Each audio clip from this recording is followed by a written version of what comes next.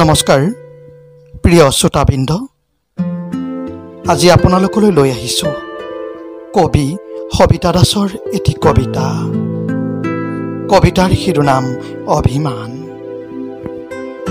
পাঠ ৰাতুল দাস।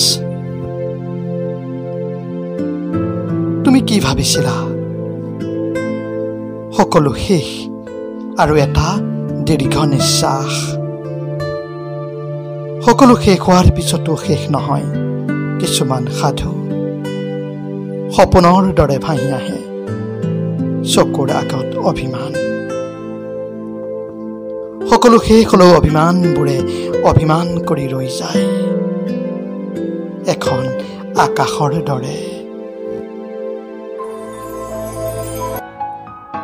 সৰি সৰি সৰি সৰি কেতিয়াও নাভাগৰে, টোপা টোপে পৰি সেমেকাই কেৱল স্মৃতিৰ বুকু। টোপা টোপে পৰি সেমেকাই কেৱল স্মৃতিৰ বুকু।